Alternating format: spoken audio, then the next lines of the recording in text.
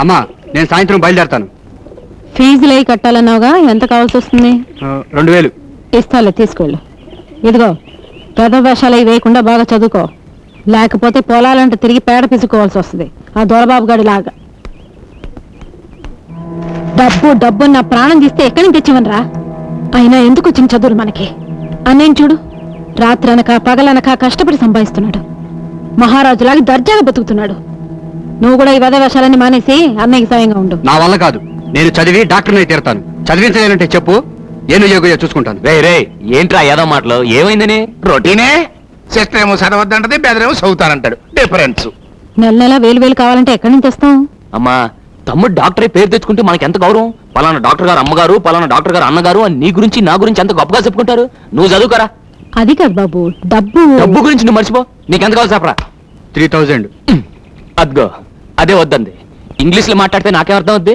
మావా ఎంత అడుగుతున్నాడు? 3 అంటే 4,000 అన్నమాట. ఓ సంతేనా? అమ్మా ఇచ్చి పంపించు. ఇవ్వడానికి అమ్మ దగ్గర ఏముంది? తాళాల గుత్తి తప్ప. ఉన్నదంతా బ్యాంకులోనే ఉంది. వేసినా తీసినా నీదే హక్కు. ఇదిగో చెక్కు బుక్కు, అంకేసుకో, సంతకం పెట్టుకో. ఈ రాత కొత్తలు నాకు వద్దంటే మీరు ఎందరు కదా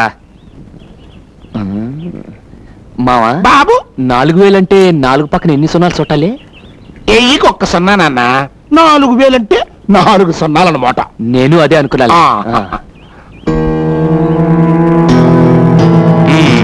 ఇందా బాగా చదువుకో. థ్యాంక్స్ అన్నయ్య. అల్లుడు అల్లుడు అల్లుడు అల్లుడు, నేను కూడా నీకు థ్యాంక్స్ చెప్పాలనుకుంటున్నాను. దేనికి? నేను కూడా ఒక చెక్ తీసుకుందాం అనుకుంటున్నాను. నీకే రోగం? రోగం నాకు కాదు, మీ అత్తయ్యకి. డాక్టర్ చూపించాలి. ఒక్కవి ఇక్కడే. సరే, ఇదిగో. థ్యాంక్స్. అల్లుడు అల్లుడు అల్లుడు, ఇదేంటి అల్లుడు 1 సున్నా వేసావంటి? నేను అడిగింది 1000. 4000కి 4 సున్నాలు, 1 వేయికి 1 సున్నా నువ్వే చెప్పావు. నన్ను బొట్టలేద్దాం అనుకున్నావా? మనం అంత వెర్రి పప్పలేం కాదు. చదువు లేకపోయినా ఉంది. అమ్మ నా మేనల్లుడు, నాది నాకే కొట్టావా?